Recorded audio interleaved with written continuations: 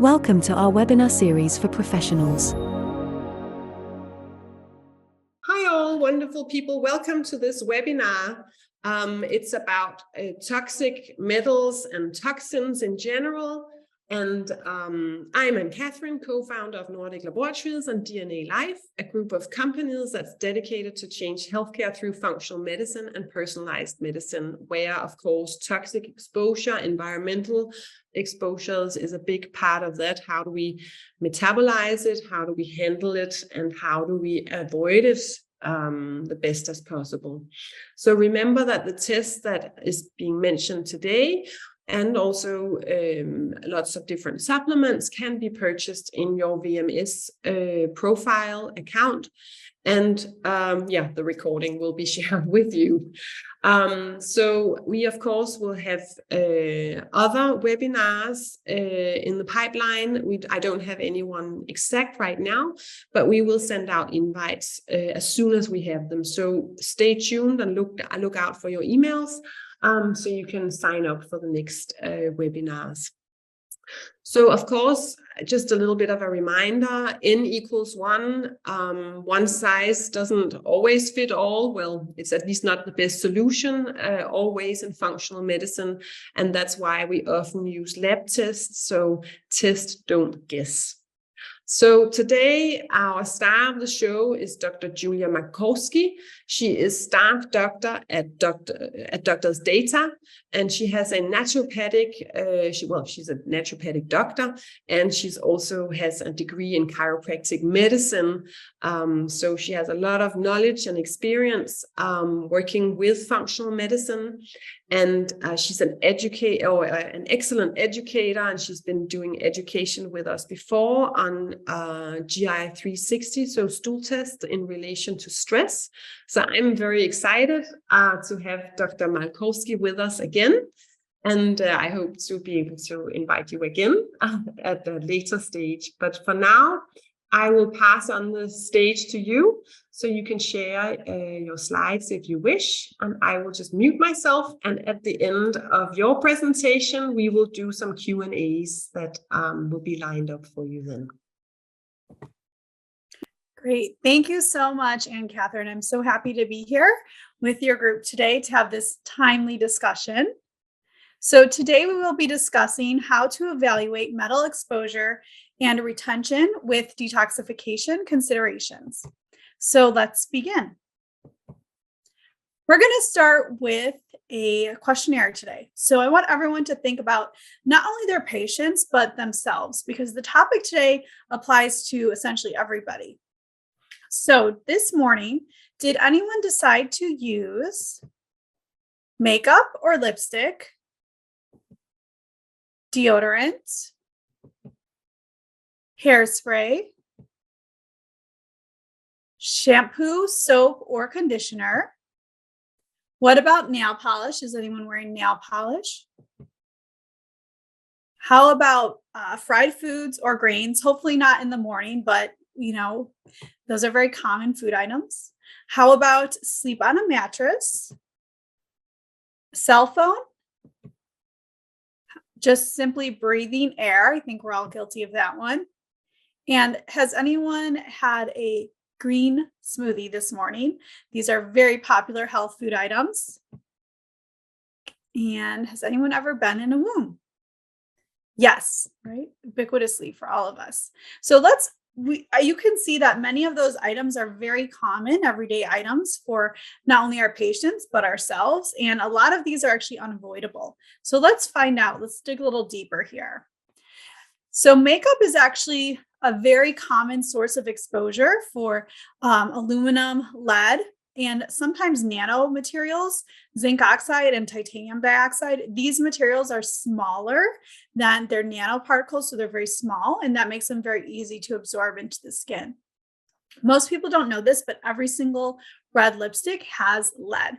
Especially in the States, we don't have the strict policies that the EU does. So it's very important for us to pay attention to this. Now, of course, these are very small considerations, but we're going to see today that the consideration is small exposure over time. So chronic low level exposure is what we're going to talk about today. Deodorant is well known to contain aluminum and triclosan. There is a thought with regards to Alzheimer's that one of the leading researchers in Alzheimer's said if there was no aluminum, there would be no Alzheimer's. It's a very common item. Hairspray. Some people are wondering, why in the modern times don't we have these elegant updos like we used to in the 50s and the 60s? Well, the components of hairspray like SLS and ethylene oxide were not only bad for our health, they were also bad for the environment and the ozone layer. So there's really been a backlash against hairspray usage, but people are still using this, and it does contain some things that we should be considerate of. For soap, shampoo, and conditioners, these are going to be exposures to petroleum, parabens, and then little microplastics. Nail polish contains toluene. And then there was also a study that I just saw recently with regards to the specific ultraviolet light that you put your hand in to seal that nail polish with the nonstick nail polish and the acrylics. And then that's significantly oxidative damaging to the hand. So people are doing these, even children are doing these pedicures and manicures. So these are things to pay attention to. How about fried foods or grains? Well, we know that obviously these are not good. Has an inflammatory fatty acid profile, but also acrylamide is on there. And then what about a mattress? Most people don't realize that mattresses can actually be a significant source of exposure. The consideration is the materials that the mattress is made out of. Many mattresses nowadays contain flame retardants, and that may be an exposure with regards to some heavy metals. The other consideration is that with a mattress, you're sleeping on this for 8 hours. So this is a terribly long amount of time with regards to 24 hours in a day, 8 hours you're on the mattress. So that's an exposure. Same thing too with pajamas. Okay. How about a cell phone? Cell phones we know are containing radio frequency radiation, and then unfortunately breathing air. So there's two categories of air. We're talking about outdoor and indoor. Outdoor air contains sulfur dioxide, nitrogen oxides, carbon monoxide, chemical vapors. And then we would think indoor air, great, this is cleaner. Unfortunately, indoor air can contain formaldehyde, lead, asbestos, and mold. So I'm sure you've seen this in some of your patients with regards to the sick building syndrome and things like that. And we will see some cases later. And then we are told to eat our green veggies, right? Kale. We have been told that this is very healthy for us. Our patients assume this is a very healthy thing for them to do. Unfortunately, we are seeing an environmental consideration with regards to kale, and that's going to be thallium. So the metal thallium primarily, and then also cadmium falls in that category as well, and cesium. So there's a consideration there, considerable. And then, have you ever been in the womb? We all have been in the womb, and you may not know this, but the fetal blood cord has tested positive for 232 toxic chemicals.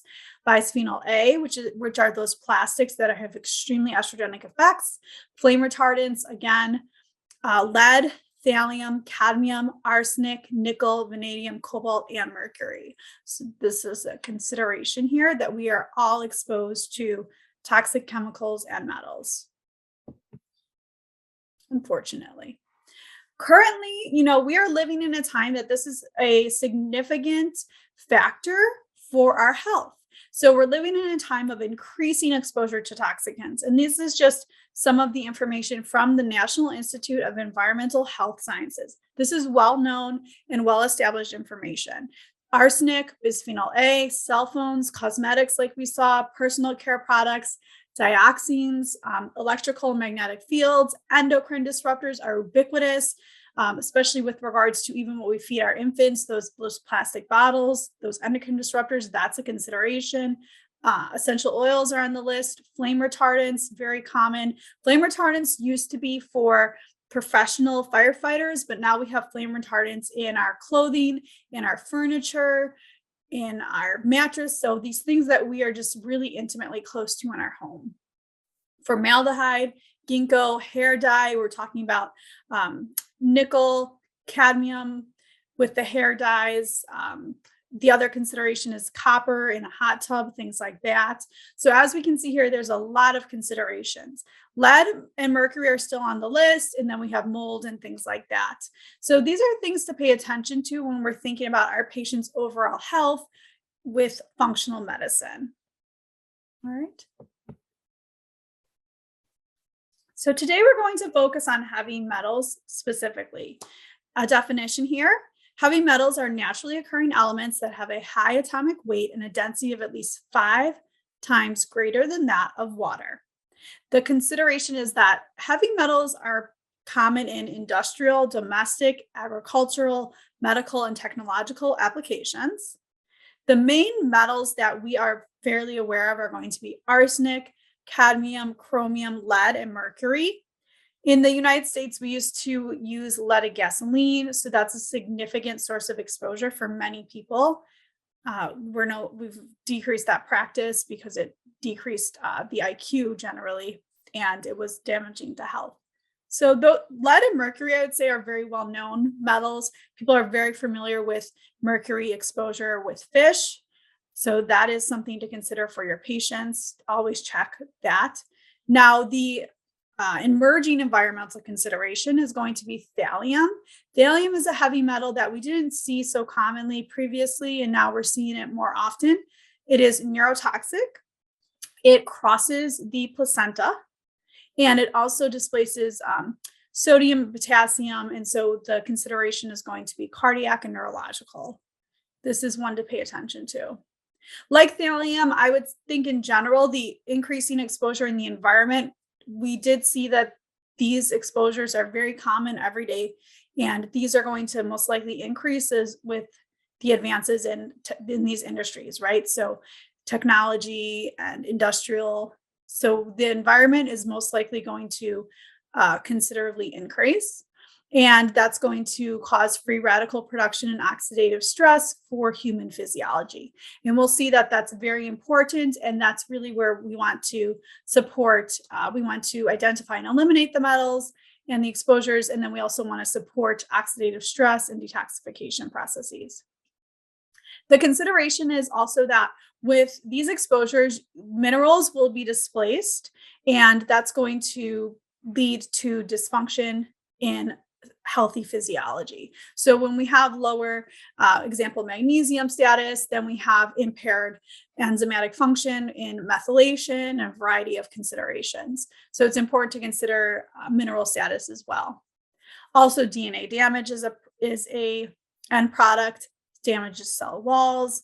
Endocrine dysfunction and disruption is a consideration. Mitochondrial dysfunction, of course. I mean, how many people are evaluating and addressing mitochondrial health in their patients? This is also a factor there. Now, with regards to toxicity, the toxicity is based on the top 5% of the population because we saw that there is exposure. So most people will have metal exposure, but what value creates a physiologic disruption for that individual? That is a functional medicine consideration because there is going to be exposure. Nobody's going to be at zero. All right. And then again, toxicity just depends on several factors. So it's the dose, the route of exposure, the chemical species, as well as the age, gender, genetics, and nutritional status of the exposed individual. So if we are sitting in a conference together, if your neighbor is to the left or to the right of you, what they can handle is maybe most likely different than what you can handle. And these are the factors that we want to consider. So this is not exactly like Ann Catherine said, this is not a one size fits all policy. This is a functional medicine approach. This is a test and address. Okay. So I want to show you a study that was published in 2018 regarding heavy metals and prenatal vitamins, unfortunately. So what they did in this study is they went to a over-the-counter pharmacy and they picked out 26 prenatal vitamins, and this was in Canada. Of those 26, guess how many contained lead? 100%. So every single sample contained lead. And 3 samples had inorganic arsenic. Inorganic arsenic is extremely toxic. It is not the same thing as organic arsenic that is from shellfish. So that makes a difference. And cadmium levels were one that was within range, but all the samples detected aluminum, nickel, titanium, and thallium. Recall, thallium is neurotoxic, and so this is definitely something we do not want to be exposed to developing fetus, along with all of these metals. So this is a patient that is, really trying to do the best. They're making a health conscious decision. They're going to the pharmacy and they're grabbing a prenatal vitamin off the shelf, and this is what they're being exposed to. So this is very important as functional medicine providers, that we have this knowledge, that we can help our patients, and you can work with the supplement provider to give them your own supplement provider to give them a high quality supplement. So this is important, right? Right. So we know that metals and toxins will decrease health outcomes. One of the main considerations here is glutathione status is going to be decreased. Those metals will displace that. So not only will you have the effect of the metal, you'll have decreased detoxification ability, as well as mitochondrial ability. This will lead to increased diseases and aging. Now, there's a strong genetic component, right? Because if people are already predisposed with genetic polymorphisms like a CBS or methylation SNP, something like that, that is going to make a difference in terms of what toxic detoxification capacity the individual has. So that's important to pay attention to as well. And then again, the cumulative effects are really what we're talking about here. It's not one acute exposure, although acute exposures do occur. That's going to be more in an industrial or occupational exposure. That may be your patient consideration. Although generally speaking, your everyday patient is going to have chronic low-level exposures that bioaccumulate over time, and that's going to affect health. And that's really what we want to focus on today. So let's take a look at the major metals that we want to be cognizant of. The first one is going to be lead. Now, in the United States, lead is very common due to coal burning. And actually, Texas is the #1 coal burning state, Indiana, Ohio, and Illinois. So we are here right outside Chicago area. And actually, our air is influenced by 300 miles of the coal burning plants that are within 300 miles of us. That is actually, a study had shown that is the majority of pollution in this area. So you want to think about wherever you live, wherever your patients live in the surrounding 300 miles. That is very important because that's going to influence your patient's air. Okay.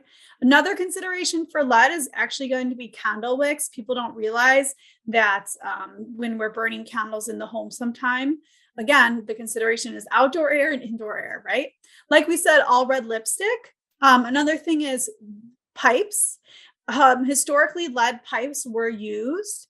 And what happened was, once that it was discovered that these lead pipes are a significant source of exposure, the cities, they went and they replaced the lead pipes. But what you might not know is they replaced their lines, and then the line which is directly connecting the home, the residential home, to the city line could still be lead, because the city didn't have to replace those. They only replaced their lines. So patients can still be exposed to lead through their water. So doing a water test is a great thing as well.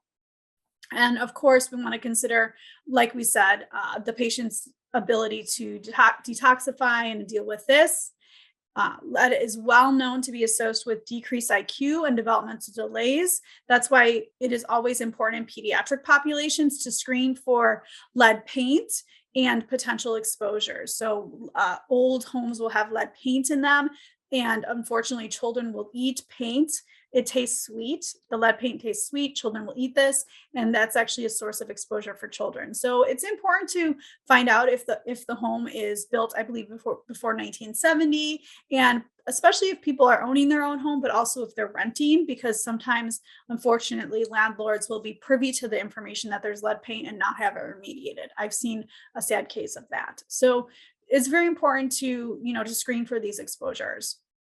Lead is well known to decrease glutathione by displacement. So in these cases where your patient is exposed, you definitely want to support liposomal glutathione. Very important consideration. And, in some cases, that's the first place to start, along with identifying and eliminating exposure. The next consideration here is mercury. So mercury, again, people are aware of mercury. I think it's a pop culture topic just because of the fish consideration and sushi. People love sushi. I have some friends in California that, sushi is just part of their culture and they're not willing to give it up. They are saying, okay, we'll take this exposure. So do we think that's the best idea? No. I would recommend that they do the test that we're going to discuss today and consider supporting endogenous detoxification and move away from those larger fish to the smaller ones, right? Because again, the consideration is bioaccumulation. So mercury will bioaccumulate up the food chain in the ocean. So the smaller fish have a smaller amount, and then when the medium fish eat them, it bioaccumulates and gets a greater concentration until the larger fish like tuna. So it is important to think about that. Again, coal burning is also a consideration for mercury. So most people don't think of that, and cement manufacturing. So it's the same thing. If you're exposed to within 300 miles of a coal burning plant, there is exposure. Okay. Amalgams, mercury amalgams are historically a source of exposure. There's many considerations with this. With the amalgam, if it is sequestered, if the mercury is sequestered, and that's the best situation, that you're not getting a mercury vapor exposure, it should be sequestered in there. Although that's to be determined. So potentially mercury amalgams are a source of vapor exposure. And again, it's going to be a small amount of exposure over a continuous period of time. So these are the considerations with mercury. Arsenic. Oh my goodness, arsenic. Has anyone seen arsenic in the news recently? Every once in a while, there will be a case pop up of a arsenic poisoning. There was recently a case this year in which a dentist procured arsenic, poisoned his wife. You'll see quite often, unfortunately, in family situations where somebody will poison their spouse or unfortunately even their children with arsenic. Arsenic was historically used at the turn of the century in these tablets. Arsenic complexion wafers is what they called, because when people ate them, it actually made their skin very pale and white, and that was considered a sign of beauty at the time. So unfortunately, women were eating these arsenic wafers in an attempt for cosmetic benefit. But we know arsenic is toxic. That's not a good idea. So today we have arsenic in the water supply. Rice is actually a very common exposure for individuals. Sometimes people aren't consuming rice as in the whole rice product, and so they'll miss it. But you have to take it a step further. You have to think, are you consuming processed rice products? So that's going to be rice protein. Right now we have rice crackers. We have rice pasta. It's in so many different things that it didn't used to be. So sometimes your patient isn't consuming rice as a whole product, but they're consuming other products made with rice. It's used as a wheat alternative quite often. So rice is exposure. Also, unfortunately, wine. So people that enjoy wine, there is exposure there. We know that. Seafood is very common exposure. It's really important when you're testing to have your patients eliminate any seafood for 1 week before testing, because otherwise it will come back very elevated from that acute exposure. Mushrooms are a consideration, and then chicken. Chicken's probably one of the most common considerations of exposure, and that's just because it's in the feed. So again, we're talking about bioaccumulation. It's in the feed. The chickens eat it. It's in them. Then we eat it. So it's bioaccumulation of the food chain. Kelp is a consideration, and really we want to actually think about kidney and liver health with arsenic. So important to think about that. Another sign might be high homocysteine, because arsenic is detox via methylation. So this is another thing to consider when your patient has elevated homocysteine, and actually individuals with diabetes, there's a correlation there. So arsenic is a common consideration. Cadmium. Cadmium is the next one that we're going to talk about. Historically, cigarette smoking is the biggest consideration with cadmium. I do see that quite often, actually. Now we also are using cadmium in organic fertilizer, which is actually, it's interesting. Organic, we love organic, but we need to actually look now into what constitutes organic. And organic actually doesn't necessarily protect us from metal exposure. Okay. With cadmium, the sewage is going to be this organic fertilizer is actually constituent of sewage. And so then we have cadmium exposure. So in patients that are having their own farm and things like that, you will see patients that are living on farms. They tend to have unique metal exposures sometimes. Soy is a consideration, and this is associated with osteoarthritis and myocardial infarction. So in patients that, especially women that are diagnosed with myocardial infarctions and osteoarthritis, you could think about this. I also think about kidney function here too.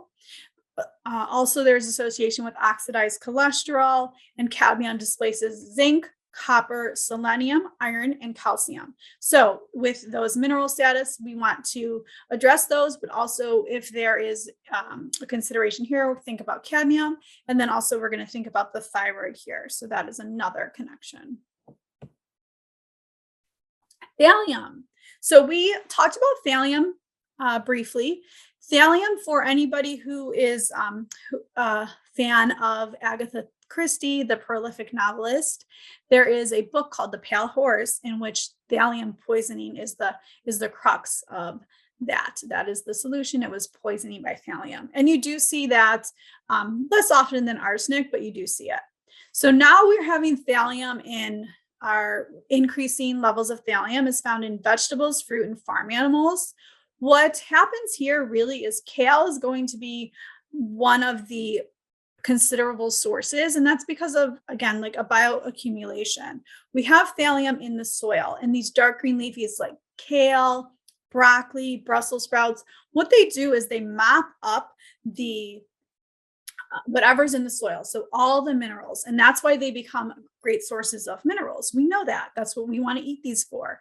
But unfortunately, when there's thallium in the soil, they actually become great. They actually absorb all of that and then become concentrated sources of thallium, cadmium, cesium, whatever's in the soil. And actually, they use kale in some instances to clean soil. So if there is a soil that is significantly contaminated, they will plant kale because kale will take up everything from the soil. And now we have a situation where people are eating kale and they're thinking they're doing a healthy thing. Again, even organic, because it technically can be organic in this case, and the kale is a source of thallium. So it accumulates in the environment. Even low concentrations are toxic. Remember, it crosses the placenta. The toxicity is there. It's higher than mercury and lead. This is found in soil and, again, fly ash, so coal-fired power plants. Again, another consideration if that's within 300 miles, you want to think about that in the soil. Thallium accumulates in the bone, kidneys, and nervous system. Again, the kidneys are very important when it comes to metals, because that's going to be a route of excretion, elimination. So we do want to think about kidney health here. And then thallium is associated with low birth rate. Okay, so we talked about the main metals. The next thing we want to talk about is the bioaccumulation effects. So the toxic effects, we're talking about bioaccumulation. It's important to understand that, of course, there can be an acute exposure, although for the majority of individuals, the toxic effects are based on bioaccumulation. Humans are at the top of the food chain. And like we said, individuals vary significantly in their sensitivity to toxicants. And this is according to the CDC. So the CDC is saying exactly what we are trying to reiterate here. The individuals vary in the sensitivity to toxicants and susceptibility to toxic effects. This varies with age, gender, pregnancy status, nutritional status, toxic load, and genetics. So all of these do come into play. And as functional medicine provider, we are already geared toward thinking of these considerations for our patients' health. So that's fine, but we want to just reiterate this important topic that this isn't a one size fits all, and these considerations do come into play. Again, we're talking about genetic SNPs, so single nucleotide polymorphisms, because the body does have a endogenous detoxification system, but if people have impaired SNPs that are affecting transsulfuration, methylation, glutathione status, then they are going to have decreased detoxification capacity. So we want to support them. So that's a good test to run as well. We're very familiar with this. And the question is, what level, at the end of the day, what level of metal exposure can you safely tolerate? Is that different than, again, if we're sitting in a conference, the person sitting next to you, different than your patient? This is going to vary considerably. Age, gender, things of that nature do make a difference. So functional medicine is really primed to address this. The next thing we're going to discuss is how do we evaluate the metal exposures? The first consideration is going to be blood. Blood is standard of care. Please always consider whole blood, whole mercury. These are the things to do, especially start with this. The next consideration is going to be hair testing. Hair testing is excellent because this is easy to collect and is non-invasive. It requires a simple sample of hair, and only a quarter of a gram, actually. And hair testing is a screening tool that represents 3 to 4 months of exposure. So it is a snapshot of a period in time, and it tells you what your patient has been exposed to. So hair is a great option to get a picture of the patient's exposure. Urine is our next test option. The first morning void test will denote 2 weeks of exposure. With the, so that's first morning void is very easy to collect. You have your patient wake up in the morning and collect that first urine. That urine was hopefully sitting in the bladder overnight, at least 6 hours. So it's very concentrated, and the patient just wakes up and collects it. And then you can take a look at the results. Now, if the patient doesn't sleep throughout the night and they're waking up to urinate multiple times throughout the night, which sometimes does happen, just have them collect 6 hours during the day. And that's the second best option in terms of ease of collection, but you'll get the same results. All right. Now, with our testing, we do compensate for urine dilution. That way, if the patient has drank a lot of water and it's very dilute, or if they're dehydrated and it's very concentrated, that would influence the sample, the results. So the values are expressed per unit creatinine. So we're measuring that unit of creatinine, and that is going to be, we're dividing the values by that. So that way you can compare the samples over time. In the ideal scenario, you would find out what your patient's exposure is, and then you could do your own detoxification. You could do your own study to determine exposure. Maybe they're getting this from sometimes, their water, and you're going to go ahead and identify that in their water and use a like a reverse osmosis or something like that. You're going to go filter that, and then you can test again. So when you test again, it's going to be standardized. Okay.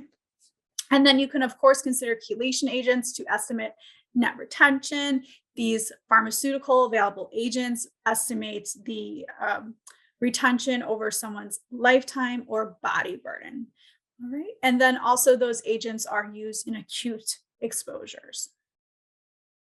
24-hour chromium actually is estimated to provide the best assessment of chromium status. So we do offer 24-hour urine collections. And if you want to find out about chromium status, that is most likely the best assessment of chromium status. So that's a little unique consideration there, 24-hour chromium.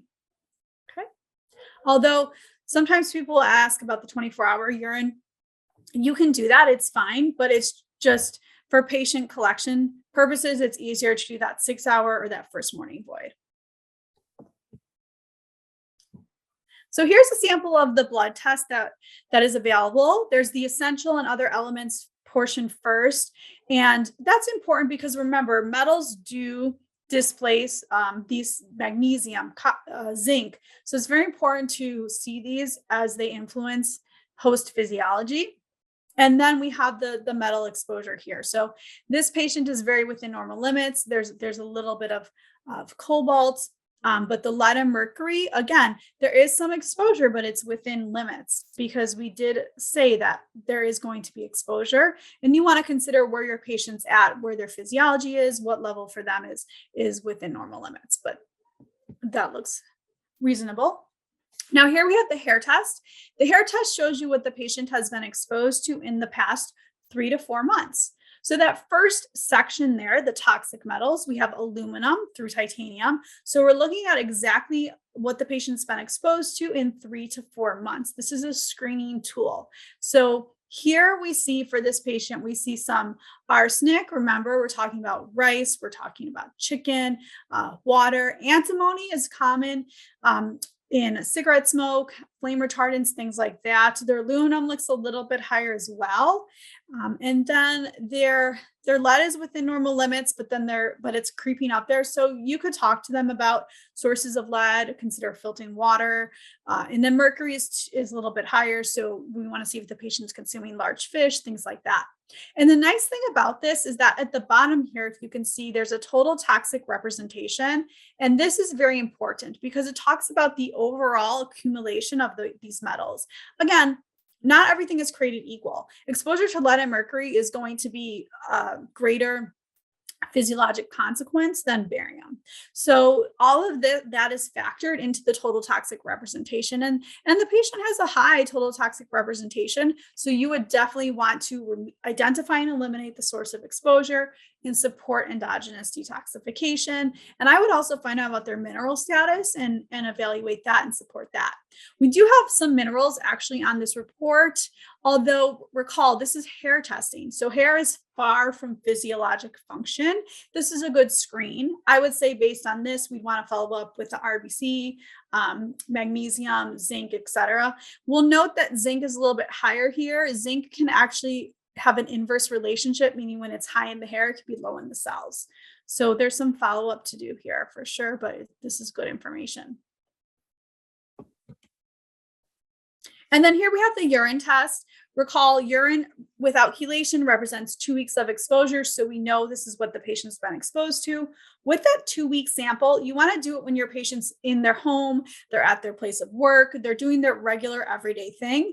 You don't want to do it after they've been on vacation for a week or something of that nature, because that will be a different exposure.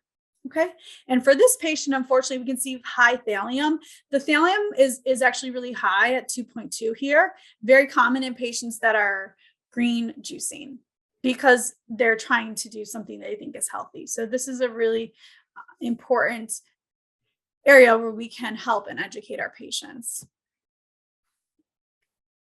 So again, I just want to reiterate that we're talking about chronic metal retention. Low level exposures are associated with long-term effects not previously recognized. So this is important where the functional medicine factor comes in, and we want to put everything together. We want to put all of physiologic function with regards to history. We want to put everything together. And we also want to consider that the main information that we have about adverse effects are generally based on independent studies with a single toxicant. So we saw in that hair test, we talked about total toxic representation. That's what we need to think about, is total toxic representation.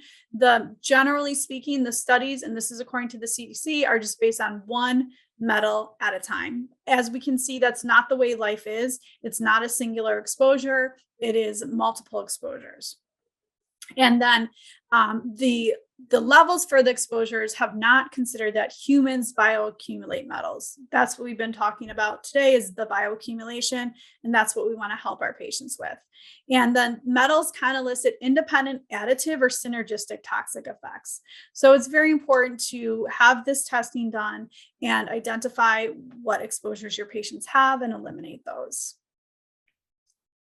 So here we have a case for an individual that has presented to the physician with major fatigue, cognitive dysfunction, neuropathies, and hallucinations, so fairly significant. And the consideration here is thallium at 5.6. That's a lot. The reference interval is less than 0.5 micrograms per gram of creatinine. So this is a very high exposure. And this patient is consuming a green drink every morning. Guess what? It's an organic green drink. Now, it can technically still be called organic because there's no fertilizers in there, and there's no herbicides and no herbicides and pesticides. So legally, that is still organic. So that question comes up a lot with patients. Oh, is organic okay? No. The thing to do is to have the patient grow your own broccoli sprouts, and make sure, you can test your own soil and make sure your soil is healthy and grow your own. So this is one where you need to identify and remediate this, and then also support endogenous detoxification. So of a note, with regards to metals, there's consideration with pharmaceutical and natural detoxification. There are pharmaceutical agents, and that is going to be the FDA approved DMSA, DMSA, and EDTA. 90% of these metals will be excreted through the kidneys. Remember, I said previously, kidney function is very important. And then we're going to focus today on natural detoxification. So glutathione, and 90% of these conjugated metals are excreted into the bile and feces. So we want to talk about that. All right. So how can we help our patients? Number one, minimize these exposures. Now we're aware of some of these exposures. We want to optimize nutrition and lifestyle factors. Estimate the net retention and detoxify as necessary. We want to apply clinical judgment to these tests. And we really want to support endogenous detoxification. So glutathione, gastrointestinal health. You want to think also about intestinal permeability. You want to think about methylation. Remember, that's very important for arsenic. We want to talk about SNPs because we're thinking about transsulfuration as well.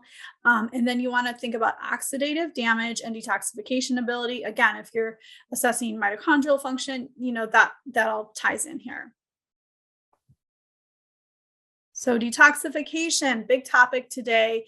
And this is not going to be your patient, buying something they saw on the internet, going to their health food store and grabbing something off the shelf. That's not it. We really need to support and educate our patients about detoxification. This is an integral part of health and healing. We'll see that some agents are, ubiquitously used in different cultures, in different food items, that there is a detoxification consideration with the spices and the herbs, So it is a part of our health. And really the gastrointestinal system is paramount in that. So a lot of these products that people can buy, online or something like that are missing that factor. So we want to talk about GI health. That is going to be the fecal elimination route is very important. And also, you want to talk about beta glucuronidase in the colon, because that could increase the toxic burden. So stool testing is great here, making sure your patient is eliminating. Some people think it's normal to have a bowel movement once a week. We know that's not, but these are important conversations to have with our patients. We want to talk about the liver as well. So phase 1, phase 2, and phase 3 detoxification. We'll see some testing for that. Of course, kidney health is very important. Making sure your patient can sweat. So sauna is very important. There is a study recently that the metals do excrete via sweat. So we'll talk about that. The breath is also a detoxification route. Lymphatic system is very important. Again, methylation. And I'm going to emphasize again, test and address. Consider your patient's lifestyle and their exposures based on their lifestyle. And of course, consider heavy metals. So to support detoxification, here we have, the liver, very important organ. Again, we're talking organ systems here. So we're talking GI, liver, glutathione, assess the oxidative damage, think about antioxidant status, and think about SNPs. All of these things do matter. So for the GI, it's important to think about the things that support a healthy gastrointestinal health system. This is not a GI focused talk, but it does play a role with regards to detoxification. So fiber is very important. Water, mineral-rich foods. So water and minerals help with colonic peristalsis. Intermittent fasting actually has been shown to help with this whole process. We want to talk about probiotics, but then also prebiotics are an important focus, getting that soluble fiber. It is important to consider fermented foods, which historically have been part of the human diet. In modern times, we're kind of moving away from that. Olive oil is actually really important for the colon, and olive oil is actually an potent antioxidant. So we'll talk about it again later, but there is a theory that the Mediterranean diet is very healthy, but the smoking gun in it is olive oil, because olive oil can be such a potent health product. And then fish oil is really important. We talked briefly about the fatty acid. I'm sure you're all thinking about this in your patients. And so that's important for the colon as well. And garlic is a great product to really feed the microbiome. Okay, liver. The liver is the very important organ for detoxification. And this really should be the focus of detox programs, not green drinks. So, in those patients that are having their green drinks for their health, it's like, okay, no, let's pivot and talk about the liver. That's going to really help us. Liver is important for detoxification, lipid balance, protein metabolism, and bile synthesis. For phase 1, we're talking about urinary D-glucaric acid. And then for phase 2, we're talking about urinary mercapturic acid. Phase 3, we're thinking about glutathione, sulfates, glucuronidate, conjugates. This is going to take everything out of the liver for elimination. And the considerations here are going to be, again, exposure to xenobiotics, liver disease. I mean, very common, like non-alcoholic fatty liver is just increasing. So we really need to pay attention to livers. Very important. Sulforaphane, we talked about those broccoli sprouts, consuming sulforaphane is going to be really important here. And there's just so many things that you can do. We know all the things we can do, like milk thistle, different herbs, vitamins, so there's things we can do. We can really support the liver. So if we want to identify these, where we can explicitly help our patients, it's important to monitor and measure phase 1 and phase 2. So for phase 1, we're going to consider antioxidant protection. So phase 1 shows that there's been exposure, and then phase 2 shows conjugation. So for phase 1, we want to identify if there's an exposure and decrease that exposure.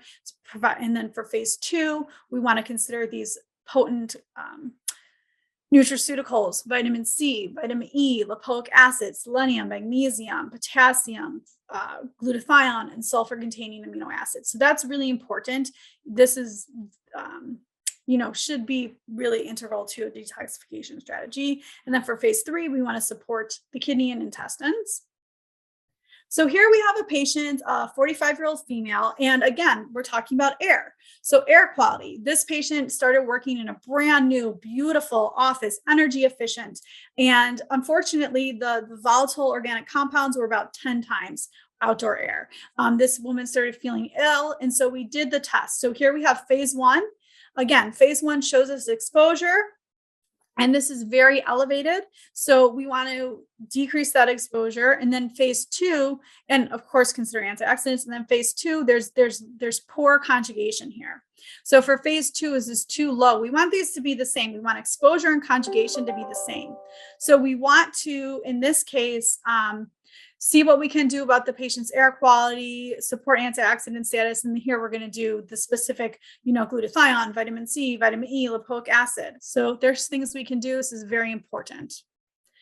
Right. Now, glutathione, speaking of glutathione, very important protective function, antioxidant. Glutathione is involved in the conjugation of metals and chemicals, activation of immune function, and also inhibits the replication of retroviruses. So very important. Here we can see just the cycle of reduced glutathione and oxidative stress. So it's important to consider glutathione with regards to exposure to xenobiotics and free radicals, and really the regeneration of these antioxidants like vitamin C, vitamin E, etc. So this is integral to exactly what we're talking about today, metals and toxic exposures. And also considering glutathione. If you have patients diagnosed with any of these conditions, you want to think about their glutathione status. Anxiety, aging, chronic fatigue, chronic stress, cardiovascular disease, diabetes, autism spectrum disorder, neurological diseases, cancer, metal toxicity, chemical toxicity exposures. So this is a variety of conditions. So here we have a patient. This is a 50-year-old male. He has been diagnosed with hypertension. His main complaint is chronic fatigue, smoker with 18 amalgams. The blood cadmium is very high, again, smoking. And we see that the lead and mercury are there as well. Now, when we took a look at the patient's glutathione, it is very, very low. So RBC glutathione is an excellent measurement of glutathione. It is very low. So the patient does not have enough glutathione status to deal with these exposures. Now, the second test I have here is this 8082DG. This is a test of oxidative DNA damage. This is excellent because it's a first morning urine test, so very easy to collect, and it tells you how much damage has been done to the DNA. So in this case, we know the patient has damage to the DNA. We know there is exposure. And then we also know that the glutathione status is too low. So it's compromised. So there's significant things we can do to help this patient feel better. And here we see glutathione status and oxidative stress, another case of a smoker. So this is a 59-year-old male, again with blood pressure. So there is like this consideration here, and cadmium and lead. So yeah, there's really a close tie-in here between metal exposure and cardiometabolic considerations for sure. So glutathione status is again too low, 808 DG is too high, and then the patient's too low. Glutathione status, 808 DG is too high. There's too much DNA damage, and then the oxidized LDLs are too high. So this patient is like a perfect storm for a myocardial consideration. So all of these things do go together, and these are, this is an example of detoxification considerations. And here I just want to again focus on, reiterate the endothelial dysfunction consideration with metal exposure, because sometimes people don't consider that.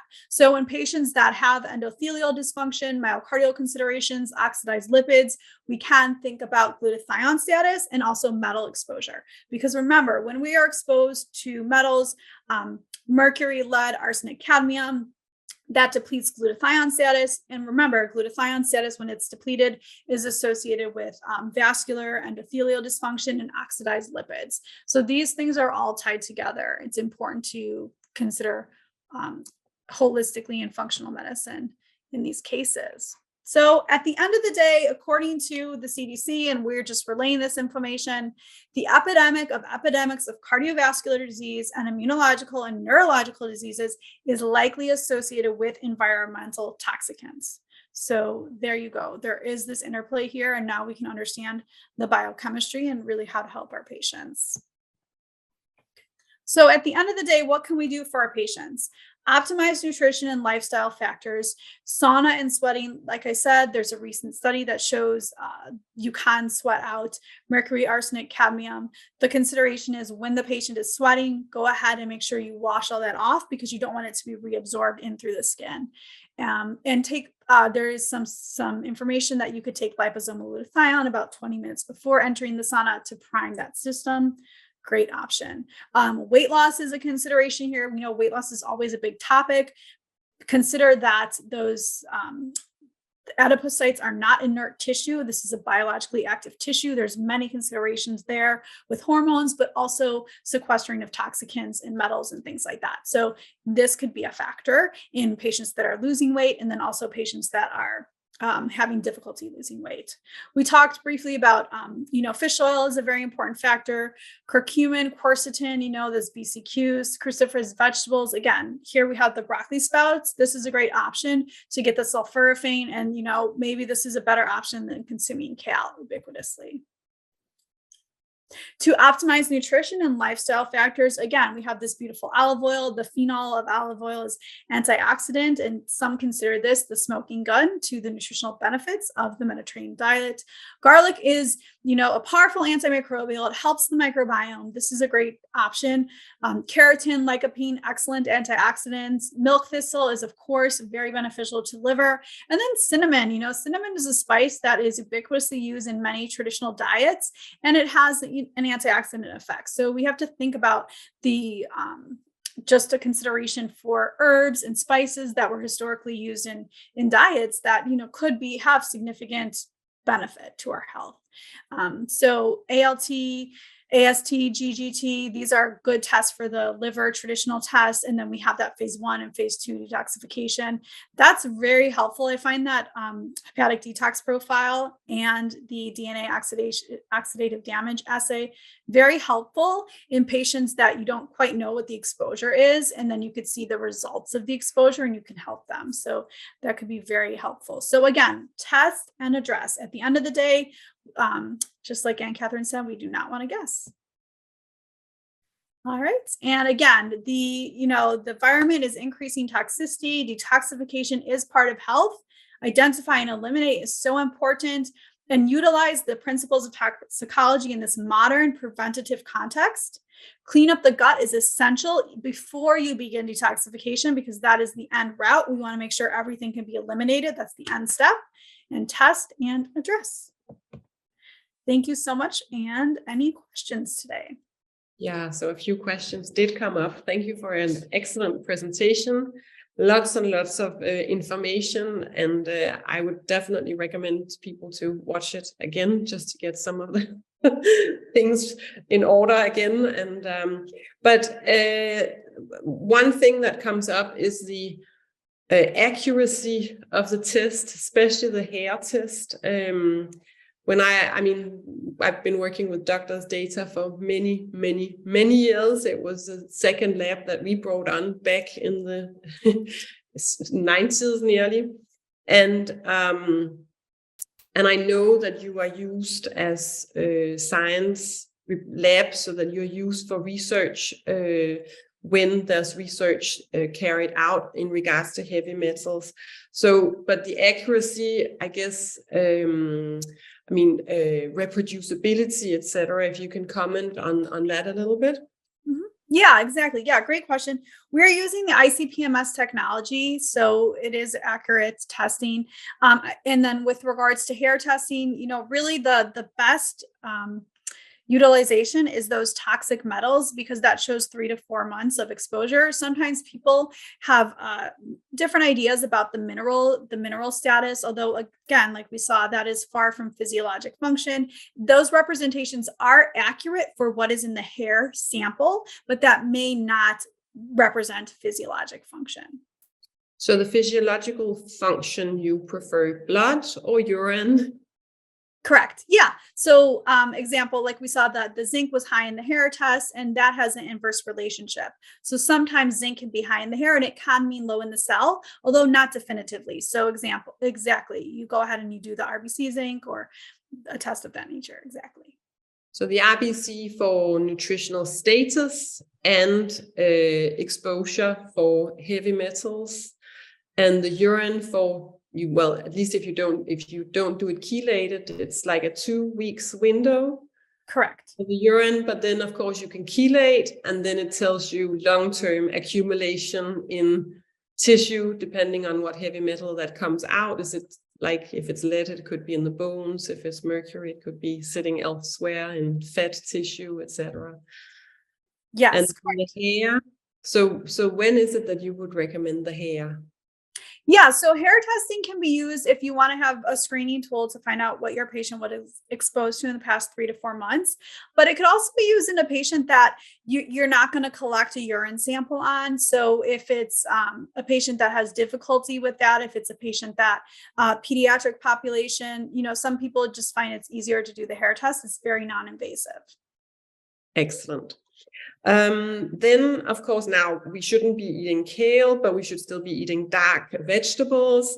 And then there's fish we shouldn't be eating, but then there's still the small fish, the mackerel, the herring, the sardines and anchovies, of course. So it's kind of like we need to balance. Are you in the recommendation of not eating fish at all?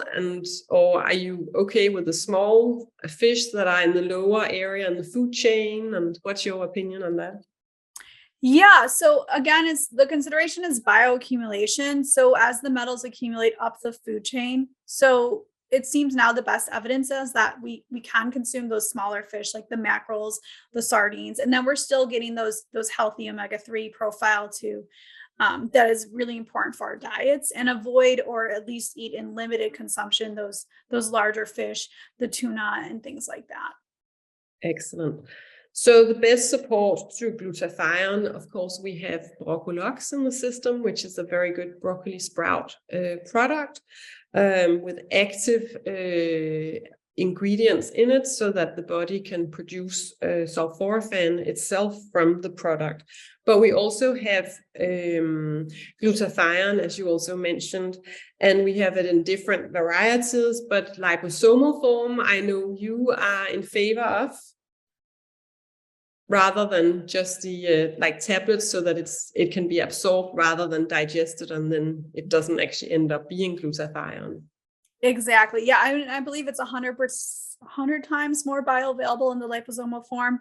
And yeah, so really the best thing to do is before beginning any detoxification program to do a round of that, a preparation. So yeah, and IV is nice because it's quickly and it bypasses circulation, but the half-life is only about, I believe, 24 hours. So that's where really liposomal is excellent. Yeah, it's quickly out of the system. I actually just want to say the liquid one that we have in the system that you can order, if you mix it with a little bit of orange juice, you can't taste the sulfur flavor, the rotten egg flavor in the solution. Don't smell it, but the taste isn't there. If you mix it with apple juice, it will go all cloudy and create ghosts. So just a little like, how can you serve this product best? So I actually very often use the liquid liposomal glutathione product for kids, because then we can mix it in orange juice. So just a little clinical thing there. About SNPs, then both methylation genes and transsulfuration genes, the CBS gene and glutathione genes, of course, you can find in our DNA health report. So identify any sources of toxins, and then understand the body and how you can support it in the elimination and biotransformation of the toxins as much as possible. So test, don't guess, as you say. So with that, thank you very much, Julia, for a sterling presentation. And thank you everyone out there for listening in and staying and learning and enjoying whatever we're playing around with here in the spirit of functional medicine. Thank you very much, Julia. Thank you so much, Anne Catherine. Thank you to everyone, and I appreciate it. If you do not already have an account with us, please contact our team and we will assist you. If you found this webinar helpful, please like and subscribe to our channel.